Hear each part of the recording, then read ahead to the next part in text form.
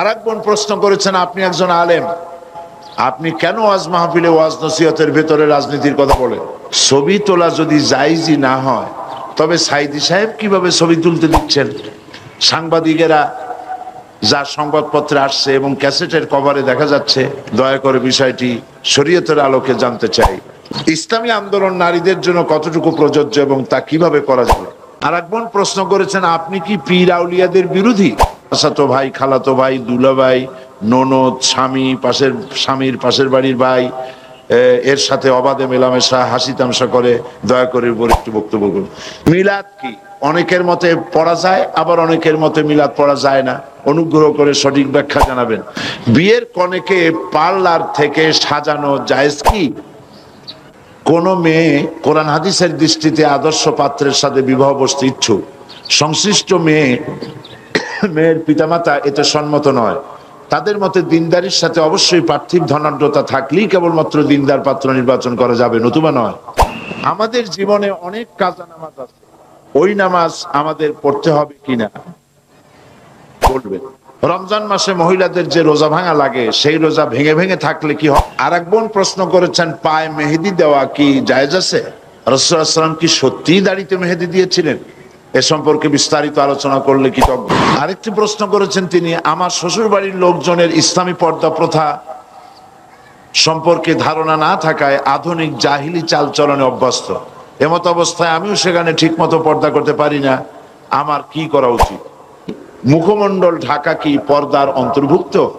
দেবর, ভাসুর এবং চাচাতো, মামাতো, খালাতো ভাইদের সাথে পর্দা করার ধরন কিরূপ হবে, দয়া করে বলুন। আর এক বোন প্রশ্ন করেছেন, মহিলাদের সতর কতটুকু?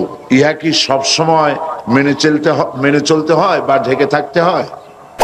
আর এক বোন প্রশ্ন করেছেন, মহিলারা কি তাদের স্বামীদেরকে তালাক দিতে পারে? আর এক বোন প্রশ্ন করেছেন, হিল্লা বিবাহ কি? আমাদের দেশে হিল্লা বিবাহের প্রথা চালু আছে, তা কি ইসলাম সমর্থন করে? রাগের মাথায় 3 তালাক দিয়ে দিলে পুনরায় বিবাহ করা যাবে কিনা জানতে চাই।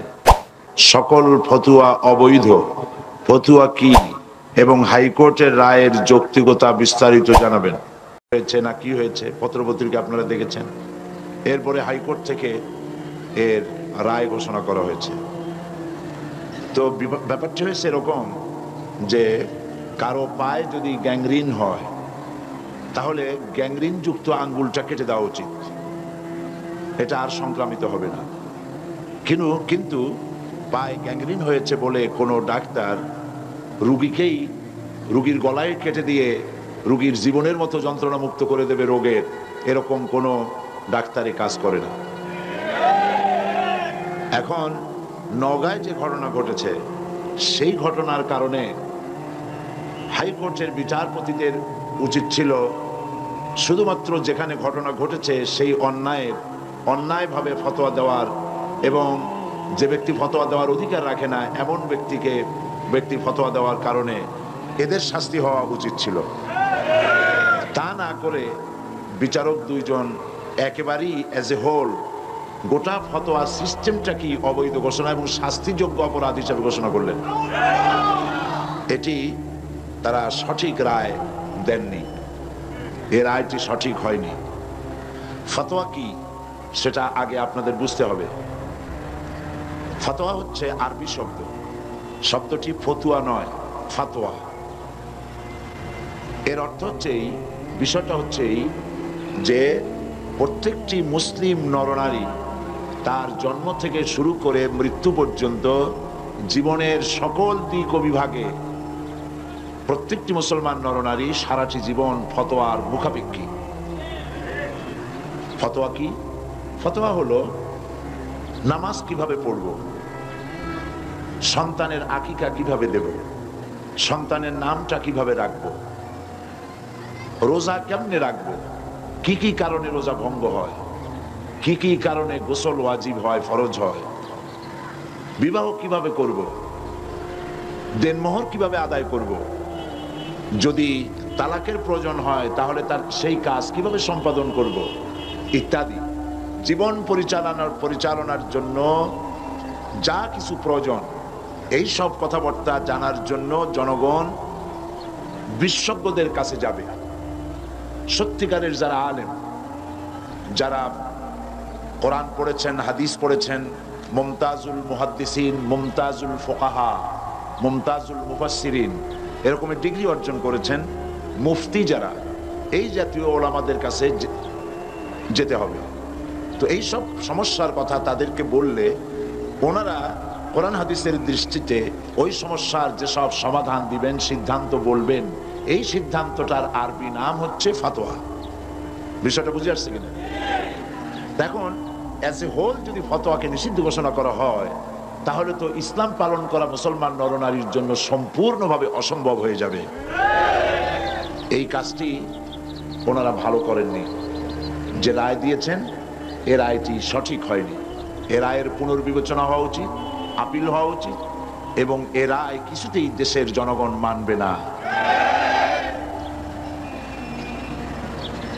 কোরআন শরীফে আল্লাহ পাক বলেছেন, ফাসআল আহলা যিকর ইন কুনতুম লা তা'লামুন, তোমরা যে বিষয় জানো না সে বিষয় যারা জানে তাদের কাছ থেকে জেনে নাও। তো যারা বিবাহের দেনমোহর সম্পর্কে জানে না, তালাক সম্পর্কে জানে না, যাকাত সম্পর্কে জানে না, হজ এবং নামাজ সম্পর্কে জানে না, দ্বীনি বিভিন্ন বিষয় যারা জানে না, তো জানার জন্য তারা আলেমদের কাছে যেতে পারবে না, এটা কেমন রায়? আর আলেমরা এই জানার, তারা যা জানতে চায় সেই জানাটার ব্যাপারে মতামত প্রকাশ করতে পারবে না, এটা তো কোনো মুসলমানি আইন হতে পারে না, এটা কোনো মুসলমান দেশে এমন রায় হতেই পারে না। সুতরাং এই রায়টি একটি অন্যায় রায় হয়েছে, সঠিক হয়নি। আর এক বোন বলেছেন, প্রশ্ন করেছেন, হিল্লা বিবাহ কি? আমাদের দেশে হিল্লা বিবাহের প্রথা চালু আছে, তা কি ইসলাম সমর্থন করে? রাগের মাথায় 3 তালাক দিয়ে দিলে পুনরায় বিবাহ করা যাবে কিনা জানতে চাই। এটাও সুন্দর প্রশ্ন। হিল্লা বিবাহ এটি ইসলামের দৃষ্টিতে আদৌ জায়েজ নাই, একেবারেই হারাম, একেবারেই হারাম। তালাকের বিষয়টা, হিল্লা প্রশ্ন আসে তালাকের পরে, তাই না? সেজন্য তালাকের কথাটা আগে বলে নেই। ইসলাম কিন্তু তালাক চায় না। আল্লাহর কাছে সমস্ত বৈধ জিনিসের মধ্যে 2টি বৈধ অত্যন্ত জঘন্য, নিকৃষ্ট। একটি হচ্ছে ভিক্ষাবৃত্তি, আরেকটি হচ্ছে তালাক। আল্লাহ পাক আদৌ পছন্দ করেন না। কিন্তু তারপরেও তালাক প্রথাকে ইসলাম তালাকের প্রভিশন রেখেছে। কারণ হতেই পারে এমন যে স্ত্রী শরীয়তের বিধান মানছে না, চরিত্রহীনা হয়ে পড়েছে, তো এই স্ত্রী নিয়ে ঘর গৃহবাস করা স্বামীর জন্য অত্যন্ত দুঃসাধ্য ব্যাপার।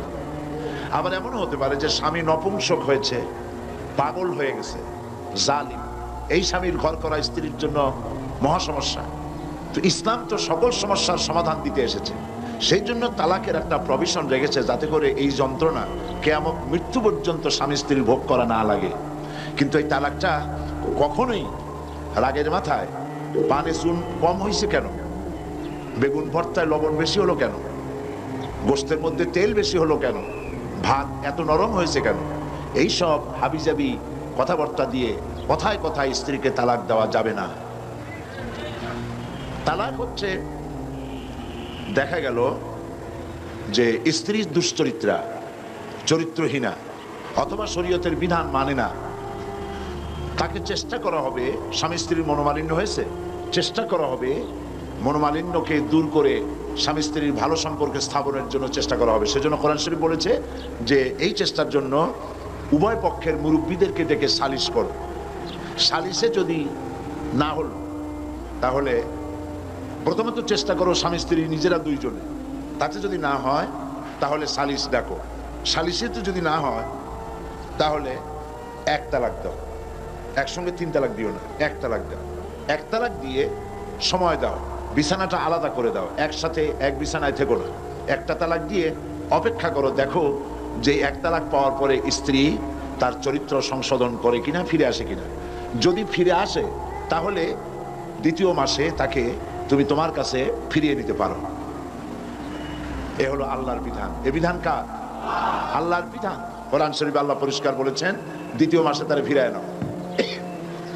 2য় মাসে দেখা গেল স্ত্রী ফিরল না, তার পূর্ব নীতির উপরই বহক, চরিত্র ভালো হলো না, তওবা করলো না, শরীয়ত মানলো না, তাহলে বশ্যতা স্বীকার করলো না, তাহলে দ্বিতীয় মাসে আর একটা তালাক দেওয়া, বিছানা ওইভাবে আলাদাই থাকুক।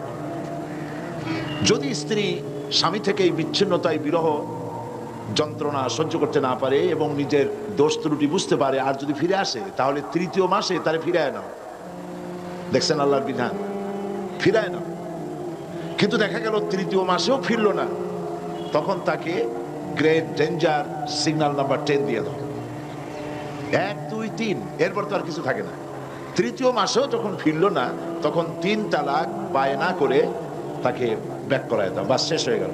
এরপরে আল্লাহ পাক বলছেন, এই স্ত্রী আর কোনোদিন তুমি গ্রহণ করতে পারবে না, তোমার জন্য চিরকালের জন্য এই স্ত্রী হারাম হয়ে গেল। হাত্তা তানকিহা জাওজান গায়রাহু, যতক্ষণ পর্যন্ত অন্য পুরুষ সে গ্রহণ না করছে। এইখানে গ্রামের মাতুব্বার সর্দারেরা, মেম্বার চেয়ারম্যানেরা এই আয়াতের এই একটু সুযোগ পাইল যে আর একটা পুরুষের কাছ থেকে ঘুরে আসলে তবে তো প্রথম স্বামী পাইতে পারে। সেই জন্য তারা হিল্লার ব্যবস্থা করলো। সেই হিল্লাটা কি? সেই হিল্লা হলো একটা পুরুষের সঙ্গে কন্ট্যাক্ট করা হলো, চুক্তি, যে তুমি এই মেয়ে লোকটাকে বিয়ে করবা, কিন্তু সাবধান, তাকে টাচ করতে পারবে না, অথবা 3 দিন রাখবা, তারপরে তাকে তালাক দিয়ে দিবা। এইভাবে পয়সা দিয়া অথবা ম্যানেজড ওয়েতে বিবাহের ব্যবস্থা করে দিল। ইসলামী শরীয়তে এই ধরনের হিল্লা বিবাহ সম্পূর্ণ হারাম, আদৌ জায়েজ নেই। তাহলে কি হবে? হবে এই যে প্রথম স্বামীর তালাক দেওয়ার পর স্ত্রী ইদ্যত পালন করবে।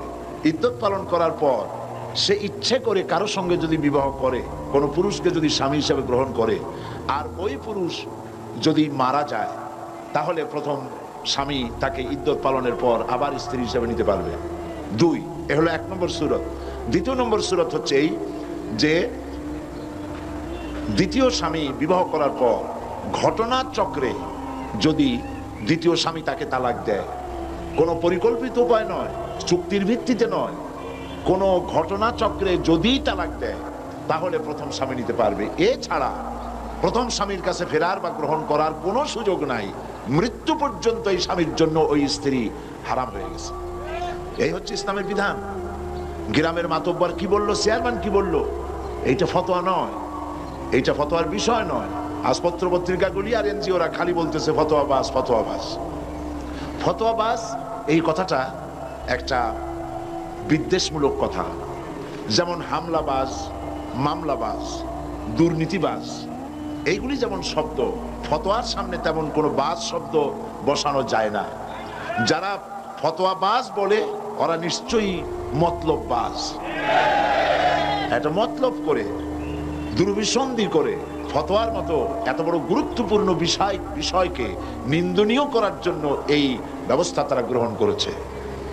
সুতরাং এই বোনের এই প্রশ্নের জবাবে আমি বলছি, হিল্লা বিবাহ ইসলামী বিধান অনুযায়ী কোরআন হাদিসের দৃষ্টিতে সম্পূর্ণ সুস্পষ্টভাবে হারাম, জায়েজ না।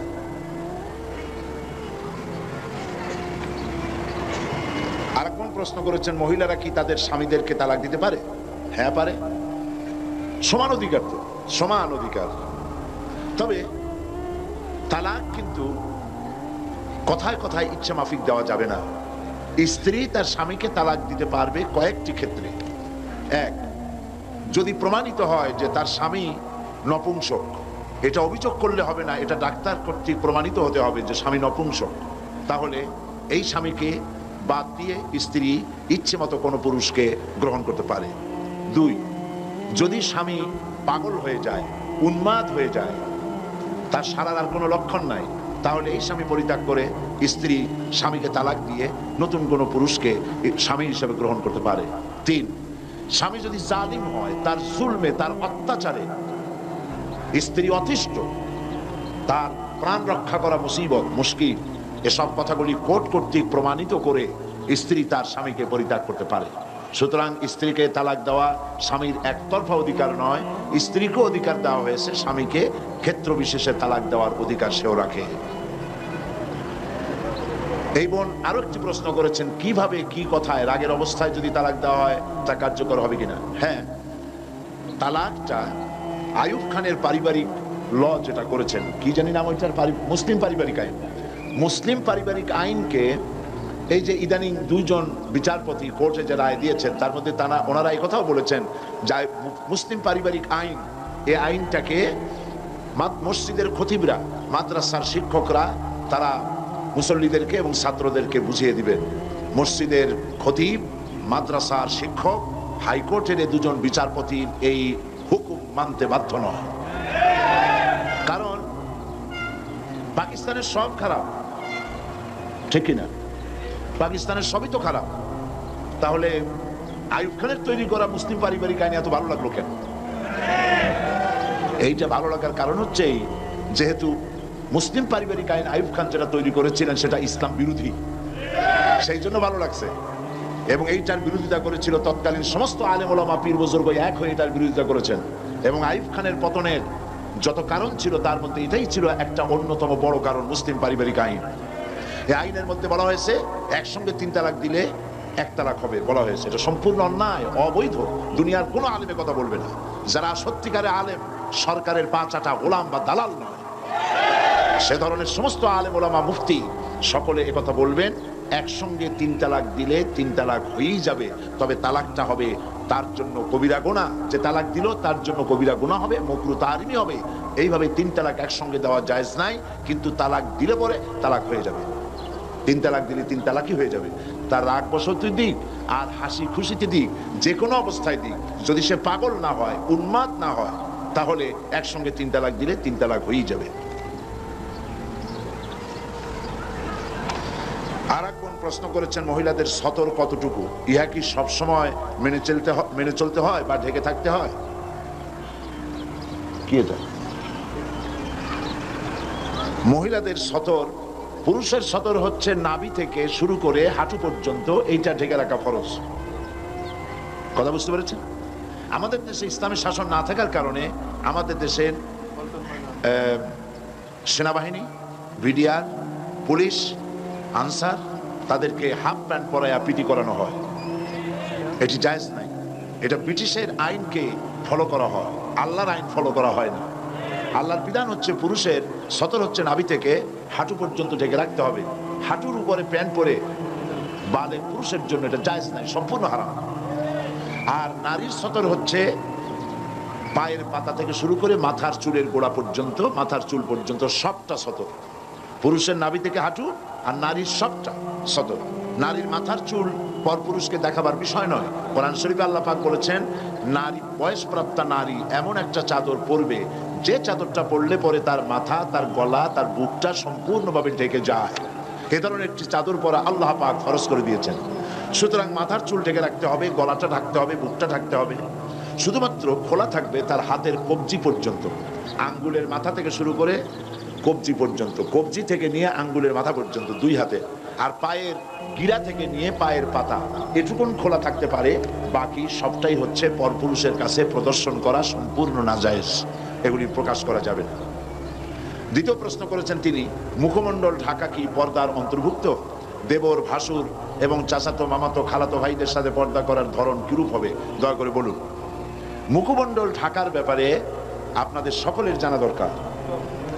মুখমণ্ডল অনেকে ঢাকেন না পরপুরুষের সামনে, আমি এর যুক্তি খুঁজে পাই না। যারা যে সমস্ত মহিলারা মুখ ঢাকতে চান না বা মুখমণ্ডল ঢাকেন না, তাদের দলিল কি? কোরআন শরীফে, হাদিস শরীফের, কোরআনের একটি আয়াত বা একটি শব্দ, হাদিসের একটি বাক্য এমন কি পাওয়া যাবে যার দ্বারা প্রমাণিত হয় যে মেয়ে লোকরা তারা তাদের মুখ খোলা রাখতে পারবে পরপুরুষের সামনে? আমি তো পাইনি। আমি যতদূর পড়াশোনা করেছি, আমি একজন ছোট মানুষ, ছোট ব্যক্তি, আমার পক্ষে যতদূর সম্ভব লেখাপড়া করার, আমার কাছে যথেষ্ট কিতাবপত্র কালেকশন আছে আলহামদুলিল্লাহ। তো আমি যতদূর পড়াশোনা করেছি, আমি এরকম একটি হাদিস, এরকম কোরআনের একটি আয়াত কোথাও পাই নাই যার দ্বারা নারী তার চেহারাকে পরপুরুষের সামনে খুলে রাখতে পারে, এমন কোনো আয়াত বা হাদিস আমার সামনে পড়ে নাই। যদি কেউ পেয়ে থাকেন তাহলে আমাকে জানালে আমি খুশি হব, আমি শিখতে পারবো। আমি পাইনি। মুখমণ্ডল খোলা রাখবেন কেন? আমার প্রশ্ন, মানুষের শরীরের কোন অংশ, পুরুষ হোক আর নারী হোক, তার শরীরের কোন অংশ সব থেকে বেশি আকর্ষণীয়? বলেন বলেন। মুখ, তার চেহারা। একটা পুরুষ আর একটা নারী দেখে পাগল হয়ে যায়, তারপরে কত দুর্ঘটনা ঘটে, আত্মহত্যা পর্যন্ত হয়ে যায় সেই মেয়েটিকে না পাওয়ার কারণে, এবং সেই ছেলেটিকে না পাওয়ার কারণে কত মেয়ে আত্মহত্যা করে। যেটা মেয়েটার শরীরের কোন অংশ দেখে ছেলেটা পাগল হয়েছে? মেয়ের ঠ্যাং দেখে, তার হাত দেখে, তার মুখমণ্ডল, তার চেহারা দেখে, তার অ্যাপিয়ারেন্স, তার চেহারা দেখে। একজন আরেকজনের মুখমণ্ডল, চেহারা দেখি। চেহারাই হচ্ছে গোটা বডির মধ্যে সৌন্দর্যের কেন্দ্র, সৌন্দর্যের সেন্টার তার চেহারা। আল্লাহই বানিয়েছেন। তো আপনার শরীরের যে অংশটা সব থেকে বেশি আকর্ষণীয়, সেই চেহারাটাই যদি খোলা রাখলেন, তাহলে গোটা শরীরটা ঢেকে রেখে তাতে ফায়দা কতটুকুন হলো? এই জন্য চেহারাটাকে ঢেকে রাখতে হবে, এটাই নিয়ম। কত সুন্দর বোরখা বেরিয়েছে আজকাল। বোরখা এখন একটা ফ্যাশন, ঠিক না? তবে আবার এরকম বোরখা পরা উচিত না যেই শরীরের আকর্ষণ ঢাকার জন্য আপনি বোরখা পরলেন, সেই বোরখার আকর্ষণে আবার লোকেরা আপনার দিকে সবসময় তাকায় না থাকে। কথা ঠিক না? এ ধরনের অনেক বোরখা তৈরি হয়েছে যে দারুণ ফ্যাশন ট্যাশন দিয়ে দিয়ে তৈরি হয়েছে। সৌদি আরবে এই ফ্যাশনওয়ালা বোরখা, এবার আমি হজের মৌসুমে মক্কা শরীফে ছিলাম, শুনেলাম দোকানদারেরা আমাকে বললেন যে ফ্যাশনওয়ালা বোরখা গভর্নমেন্ট বন্ধ করে দেওয়ার জন্য সিদ্ধান্ত নিয়েছে, যে এত ফ্যাশন বোরখাই করতে পারবে না। তো চেহারাটা ঢেকে রাখতে হবে, আর হিজাব এবং নেকাব পড়তে হবে। নাকের উপর দিয়ে সুন্দর করে রুমাল দিয়ে বাঁধবে, আর ভুরুর উপর দিয়ে চোখ দুটো খোলা থাকবে, ব্যাস আপনার বোরখা পরা হয়ে গেল, হিজাব পরা হলো। এর দ্বারা আপনি নিরাপত্তা লাভ করতে পারবেন। আর চেহারা যদি খোলাই থাকলো, আপনার প্রতি যুবকদের আকর্ষণ বাড়লো, পুরুষদের আকর্ষণ বাড়লো, পথে ঘাটে আপনি বিপদগ্রস্ত হবেন। অবৈধ কারা মাইক বাজে, কারাই মাইক বাজে, এত অনুরোধ দিয়ে কাম কি? তো চেহারা দেখে পাগল হলো, তারপরে প্রেম নিবেদন করলো, প্রেমে সে স্বীকৃতি দিল না মেয়েটা, তারপরে অ্যাসিড নিক্ষিপ্ত হওয়ার দুর্ভাগ্য তাকে বরণ করতে হলো। এর সবকিছুই হলো বেপরদার কারণে, ঠিক কিনা বলে? বেপরদার কারণে। আজ পর্যন্ত নারীদের মুখমণ্ডলে যত অ্যাসিড নিক্ষিপ্ত হয়েছে, যত নারী, সমস্ত নারীরাই বেপর্দা নারী। আপনি বলতে পারবেন না যে কোনো বোরখা পরা নারীরা, পর্দানসীনা কোনো মহিলা অ্যাসিড আক্রান্ত হয়েছে, এর কোনো নজির নাই। কারণ হলো বোরখা পরে এই মহিলা আল্লাহর হুকুম পালন করেছে, তাই আল্লাহ পাক তাকে নিরাপত্তা প্রদান করেছেন। এই জন্য মুখমণ্ডল ঢেকে রাখতে হবে।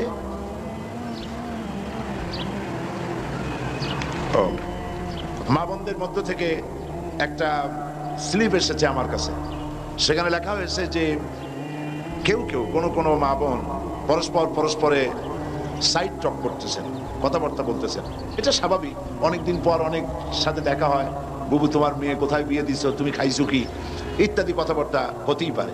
তো সেজন্য আমি অনুরোধ করবো, এখন যদি আপনারা কথা বলেন তাহলে আমাকে নাই ভালো ছিল, আপনারা গল্প করতেন।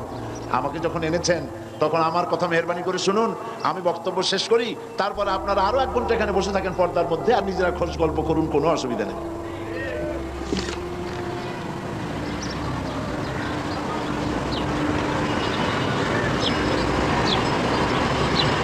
আরেকটি প্রশ্ন করেছেন তিনি, আমার শ্বশুর বাড়ির লোকজনের ইসলামী পর্দা প্রথা সম্পর্কে ধারণা না থাকায় আধুনিক জাহিলি চালচলনে অভ্যস্ত। এমত অবস্থায় আমিও সেখানে ঠিকমতো পর্দা করতে পারি না, আমার কি করা উচিত? আপনি আপনার শ্বশুর বাড়ির লোকজনদেরকে পর্দা সম্পর্কে তাদেরকে বুঝান, কোরআন হাদিস দিয়ে বুঝান, এবং আপনি নিজে পর্দা করে চলুন, তাদেরকে বুঝাতে চেষ্টা করুন। এইভাবে আস্তে আস্তে করে বুঝাইয়া তাদেরকে পর্দার ভিতরে আনার জন্য চেষ্টা করুন। আরেকজন প্রশ্ন করেছেন, আপনি একজন আলেম, আপনি কেন ওয়াজ মাহফিলে ওয়াজ নসিহতের ভেতরে রাজনীতির কথা বলেন? ভালো কথাই বলছেন। তো এটা দেখো, বিষয়টা হচ্ছে আল্লাহ যদি রাজনীতির কথা না বলতেন, রাসূল করিম সাল্লাল্লাহু আলাইহি ওয়াসাল্লাম যদি রাজনীতি না করতেন, সাহাবায়ে কেরাম যদি রাজনীতি না করতেন, আমি সাইদি রাজনীতির কথা বলতাম না। যেহেতু আল্লাহ পাক কোরআনে কারীমের মধ্যে রাজনীতির কথা বলেছেন, রাজনৈতিক বক্তব্য কোরআনে আছে।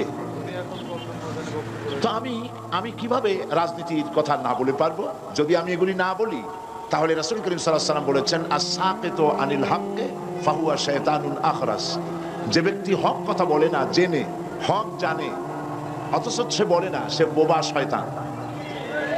কাজেই যারা কোরআন হাদিস জানার পরেও কোরআন হাদিসের অর্থনীতি, রাজনীতি সম্পর্কে জনগণকে অবহিত করে না, রাসূল যে কথা বলেছেন সে তো বোবা শয়তান হয়ে যাবে। তো আল্লাহ পাকের রাসূল রাজনীতি করেছেন, রাষ্ট্রপ্রধান ছিলেন। গতকাল এই বোন যদি মাহফিলে থাকতেন তো আজকের এই প্রশ্ন করতেন না বলি আমি মনে করি। কালকের রাজনীতির কথা যথেষ্ট আমি বলেছি, কোরআনে কারিমে কি আছে, রাসূল কি করেছেন, বলি নাই? সুতরাং আমার বোনকে আমি অনুরোধ করব, মেহেরবানি করে আপনি কোরআন হাদিস ভালো করে পড়ুন, তাহলে বুঝতে পারবেন রাজনীতি করা মুসলমানদের জন্য নফল নয়, সুন্নত নয়, ফরজ। মুসলমানেরা ইসলামী রাজনীতি করবে। কি রাজনীতি করবে? ইসলামী রাজনীতি করবে। কেন? আমি যদি রাজনীতি না করি তাহলে সুদ বন্ধ করব কি করে? সুদ কি হালাল না হারাম? বলেন, হালাল না হারাম? তা আমি কি খতমে খাজেগান পড়ে, বুখারী শরীফ খতম করে, কোরআন শরীফ খতম করে, ফু দিয়া সুদযুক্ত সুদওয়ালা ব্যাংকগুলিকে আমি কি সুদ বন্ধ করতে পারবো? বাংলাদেশের সমস্ত আলেমরা যদি পানি পড়িয়া সেই পানি সুদের ব্যাংকে ঢালিয়ে দেয়, তাতে কি সুদ বন্ধ হবে? তাবলিগি জামাতের লোকেরা টঙ্গি বসে লক্ষ লক্ষ মানুষ সুদের বিরুদ্ধে কাঁদতে কাঁদতে সব যদি বেহুশ হয়ে যায়, তাতে কি সুদ বন্ধ হবে? সুদ বন্ধ হবে কিসে? পার্লামেন্টে আইন পাস করতে হবে। পার্লামেন্টে কি করতে হবে? সুদ বিরোধী আইন পাস করতে হবে সুদ বন্ধ করার জন্য। আর পার্লামেন্টে আপনি যাইতে পারবেন না কিয়ামত পর্যন্ত পীর মুরিদি করিয়া। পার্লামেন্টে যাইতে পারবেন কখন? রাজনীতি করিয়া। কি করে যেতে পারবেন? তাহলে রাজনীতি না করলে আপনি সুদ বন্ধ করবেন কি করে? এটা দাও, একটা পেপার বানিয়ে দাও। এরপরে দেশে বেশ্যাবৃত্তি চলতেছে, ঘুষ চলতেছে, সুদ চলতেছে, জুয়া চলতেছে, জেনা ব্যভিচার চলতেছে, ঠিক কিনা বলেন? এগুলো আপনি কি দিয়ে বন্ধ করবেন? এদেশে তো হাজার হাজার বছর ধরে ওয়াজ হচ্ছে, শত শত বছর ওয়াজ হইতেছে, পীর মুরিদি হইতেছে, বলেন কথা ঠিক কিনা? তো এত ওয়াজ, এত পীর মুরিদি, এত তাবলীগ, এত জিকির, এত কিছু, সুদ বন্ধ হয়েছে? বেশ্যাবৃত্তি বন্ধ হয়েছে? জেনা বন্ধ হয়েছে? চুরি ডাকাতি বন্ধ হয়েছে? সেগুলি আপনি বন্ধ কি দিয়ে করবেন? বন্ধ করবেন সেইভাবে রাসূল করেছেন, যেভাবে রাসূলুল্লাহ মদিনায় গিয়েছেন, রাষ্ট্র প্রতিষ্ঠা করেছেন, কোরআনের আইন চালু করেছেন, রাজনৈতিক বিধান চালু করেছেন, সমাজনীতি দিয়েছেন, অর্থনীতি দিয়েছেন, ইসলাম পূর্ণাঙ্গ রূপে প্রতিষ্ঠিত হয়েছে। চুরি ডাকাতি, জেনা ব্যভিচার অটোমেটিক্যালি সব বন্ধ হয়ে গেছে। কাজী আল্লাহ রাসূল যে কারণে রাজনীতি করেছেন, আমিও একই কারণে রাজনীতি করি।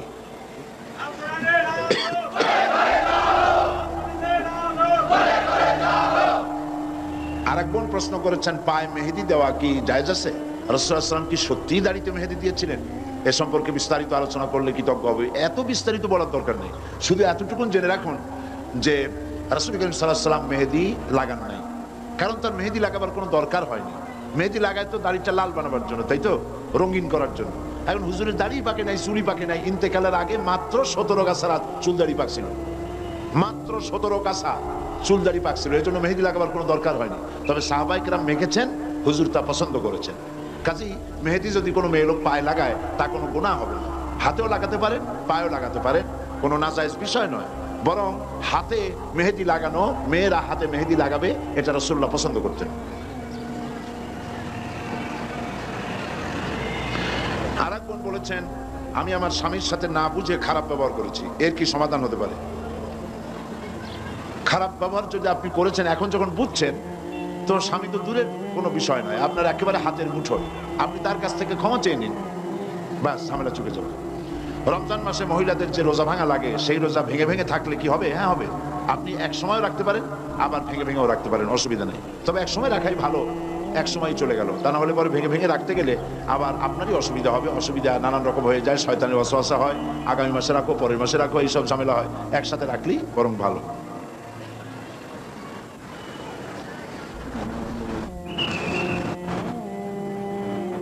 আমাদের জীবনে অনেক কাজ আছে, ওই নামাজ আমাদের পড়তে হবে কিনা বলবেন।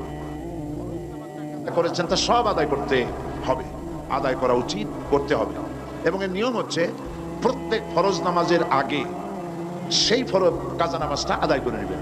যেমন ফজরের আগে, ফজরের ফরজ পড়ার আগে কাজাটা আদায় করে নিলেন, জোহরের আগে জোহরের উমরি কাজাটা আদায় করে নিলেন, আসরের আগে আসরের উমরি কাজাটা আদায় করে নিলেন। এইভাবে করে করে প্রত্যেক নামাজের আগে আপনি যে কাজা নামাজটা পড়ে, যে নামাজগুলি কাজা আছে আপনি আদায় করে নেবেন।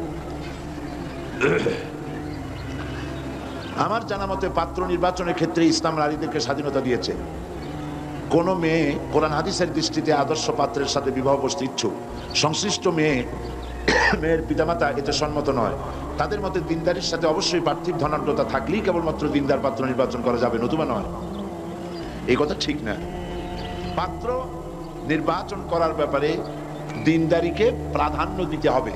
এরকম দেখা গেছে যে দিনদার পাত্রের কাছে দিয়েছে, মাল ছিল না, কিন্তু পাত্র দিনদার। বিবাহের পরে দেখা গেছে যে পাত্র মালদার হয়ে গেছে। এটা আল্লাহর ইচ্ছা, কে মালদার হবে কে গরিব হবে এটা আল্লাহ পাক ভালো জানেন। সুতরাং কারো মেয়ে যদি দিনদার পাত্র পছন্দ করে তাহলে সেই দিনদার পাত্রের সাথেই তার বিবাহ দেওয়া উচিত। গরিব বলে অ্যাভয়েড করা ঠিক না। বুঝে শুনে চিন্তা ভাবনা করি কাজ করা উচিত। ছবি তোলা জায়েজ নেই, তবে প্রয়োজন বোধে ছবি তোলা যাবে। আমার কাছে একজন প্রশ্ন তুলেছে, ছবি তোলা যদি জায়েজই না হয় তবে সাইদি সাহেব কিভাবে ছবি তুলতে দিচ্ছেন? সাংবাদিকেরা যার সংবাদপত্রে আসছে এবং ক্যাসেটের কভারে দেখা যাচ্ছে, দয়া করে বিষয়টি শরীয়তের আলোকে জানতে চাই। ছবি তোলার ব্যাপারে ইসলামের বিধান হচ্ছে অহেতুক ছবি তোলা যাবে না। আর জারুরাত তাবিহুল মাহজুরাত, অনেক সময় অবৈধ জিনিসকেও অত্যন্ত জরুরি কারণে বৈধ হয়ে যায়। ছবি তোলা জায়েজ নাই বিনা কারণে, কিন্তু যদি পাসপোর্ট করতে হয় তো ছবি আপনাকে করতেই হবে। আপনি কলেজে ভর্তি হবেন, ব্যাংকে টাকা রাখবেন, ছবি আপনাকে করতে হয়। হজে যাবেন, সেজন্য আপনাকে ছবি করতে হয়। এমনিভাবে যে সমস্ত জরুরি কাজ আছে সেসব জরুরি কাজে ছবি তোলা জায়েজ আছে, কিন্তু শৌখিনতার কারণে ছবি বানাইয়া অ্যালবামে বাঁধাই করা অথবা ফ্রেমে আটকিয়ে ঝুলিয়ে রাখা, এভাবে এই কারণে ছবি তোলা জায়েজ নাই। আমার ছবি তোলার ব্যাপারে যে প্রশ্ন তুলেছেন, আমার ছবি যারা তুলছে আমার সামনে তারা শৌখিন কোনো ফটোগ্রাফার নয়, এরা সাংবাদিক। আর যেই ছবি তোলার পেছনে কোনো নিউজ ভ্যালু থাকে সে ধরনের ছবি তুলতে ইসলামের কোনো আপত্তি নাই, সে ধরনের ছবি তোলা যেতে পারে।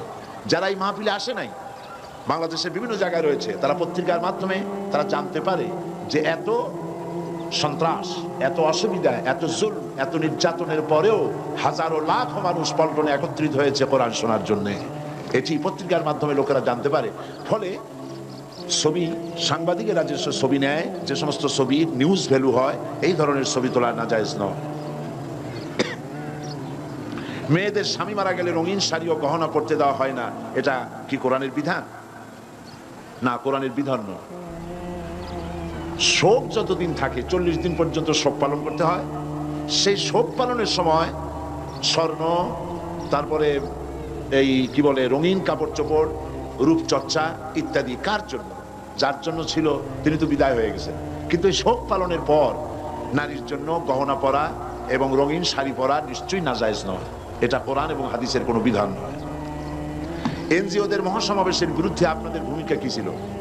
এনজিওরা মহাসমাবেশ করবে, সেখানে তাদের বিরুদ্ধে ভূমিকার দরকারটা কি?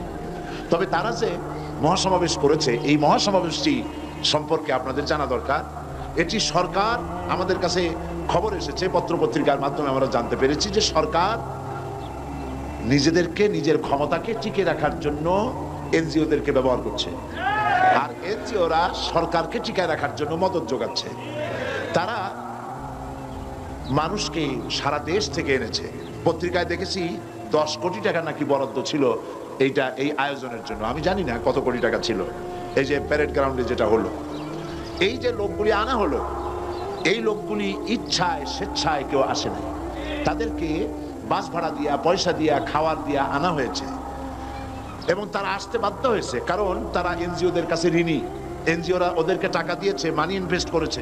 এখন টাকা দিয়েছি, যদি না চাও তাহলে এই টাকাগুলি পাইবে না, পরবর্তী সময় আর তোমাদেরকে কিস্তি দেওয়া হবে না, এরকমের ভয় দেখিয়ে, ভীতি দেখিয়ে লোকদের আনা হয়েছে। পত্রিকায় দেখেছি এমন অনেক মেয়ে লোক, পুরুষ লোক আসছে যারা জানি না কি কারণে তাদেরকে এখানে আনা হয়েছে।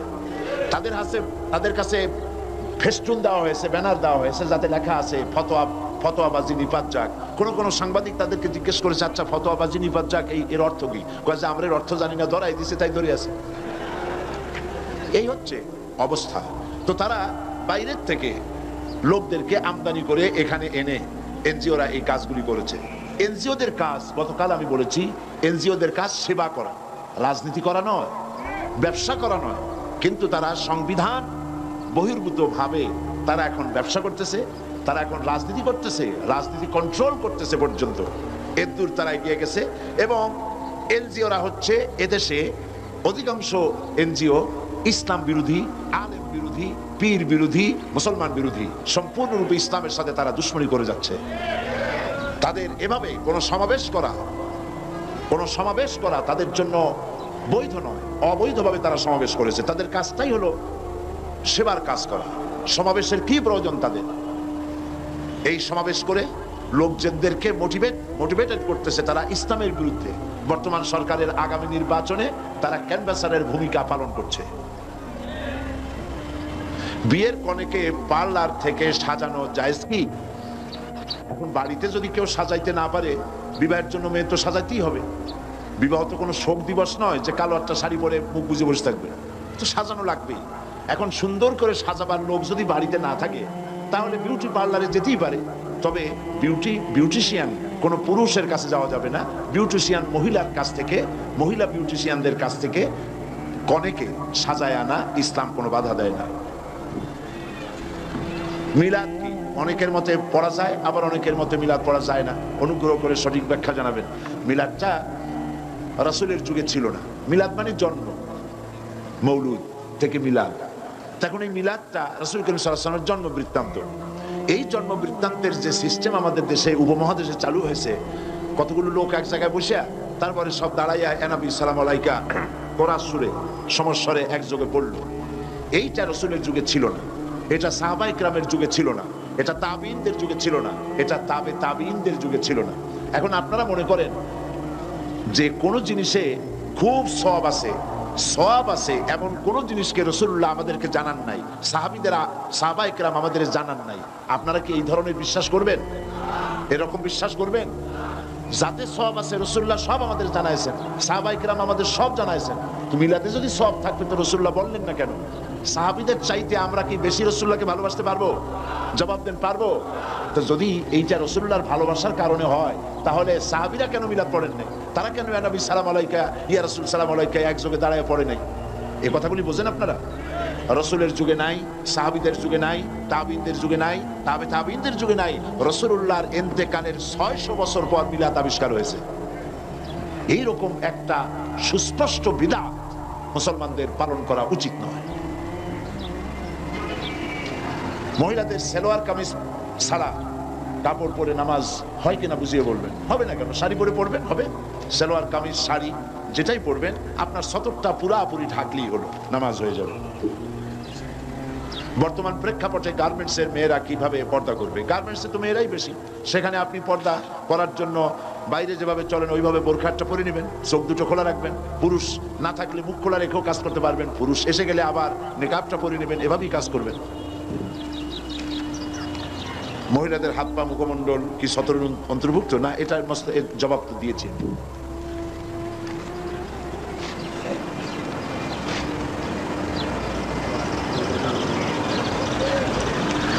একজন বলেছেন এখানে শত শত বোরখা পরা মহিলারা এসেছেন, এদের সবার প্রতি আমার সম্মান, কিন্তু আমরা দেখেছি ঘরের পর্দা অনেকেই করেন না। চাচাতো ভাই, খালাতো ভাই, দুলাভাই, ননদ, স্বামীর পাশের বাড়ির ভাই, এর সাথে অবাধে মেলামেশা, হাসি তামাশা করে। দয়া করে উপর একটু বক্তব্য করুন। তো এটা তো আসলেই খুব দুঃখজনক। বাইরে এসে বোরখা পড়লেন আর ভিতরে খালাতো ভাই, মামাতো ভাই, দুলাভাই, ননদ, আরো জানি কি আছে, এদের সঙ্গে এই হাসি তামাশা খোলাভাবে চলাফেরা করা, এই পর্দার কোনো মানে হবে না, এর মানে হবে না। পরপুরুষ থেকে আপনাকে আপনার স্বাতন্ত্র্য বজায় রাখতেই হবে। পরপুরুষ কারা? পরপুরুষ হচ্ছে স্বামীর মৃত্যুর পরে যে সমস্ত পুরুষের সাথে বিবাহ জায়েজ আছে, সব পরপুরুষ। এদের সঙ্গে আপনাকে শালীন এবং মার্জিত ভাবে চলাফেরা করতে হবে। কাদিয়ানীদের ছেলে মেয়েদের কোরআন শিক্ষা দেওয়া ঠিক কিনা? আমাদেরকে যদি কোরআন শিক্ষা দিতে বলে, তাহলে আমরা কি যাব তাদের বাসায়? কিছু খাওয়া ঠিক হবে কিনা? এখন কোরআন যদি কেউ শিখতে চায় তো শেখানো যাবে, নিঃসন্দেহে শেখানো যাবে। তবে কাদিয়ানীরা ইসলামের দৃষ্টিতে কাফের, নিঃসন্দেহে কাফের। তাদের তৈরি করা কোনো খাবার মুসলমানদের খাওয়া উচিত নয়। আর একজন প্রশ্ন করেছেন, আপনি কি পীর আউলিয়াদের বিরোধী?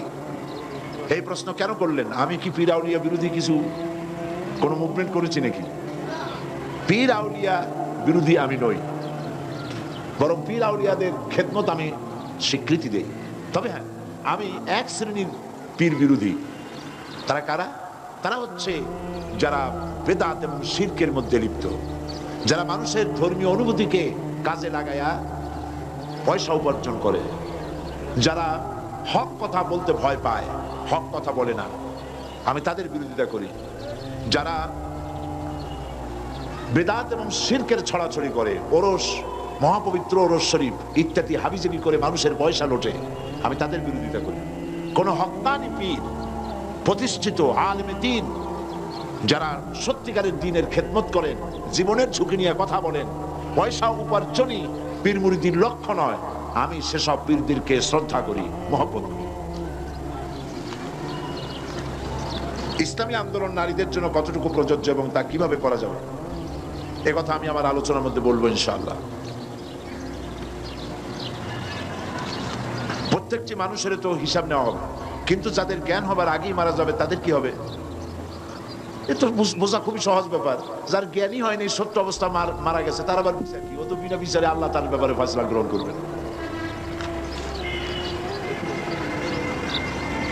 বিগত দিনে না বোঝার কারণে, সাংসারিক ঝামেলার কারণে অনেক নামাজ কাজা হয়েছে, সেগুলি কিভাবে কখন আদায় করবে এই প্রশ্নের জবাব দিয়েছি।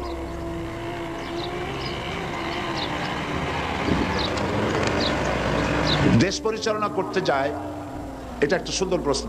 এক বোন বলেছেন, অনেকে বলে ইসলামপন্থীরা যদি দেশ পরিচালনা করতে যায় তাহলে হিন্দু, মুসলমান, বৌদ্ধ, খ্রিস্টান নির্বিশেষে সকল নারীকেই বোরকা পড়তে বাধ্য করবে। কথা কি সত্যি? বিভিন্ন মুসলিম দেশে কি অন্য ধর্মাবলম্বীদের মেয়েদেরকেও পর্দা করতে হয়?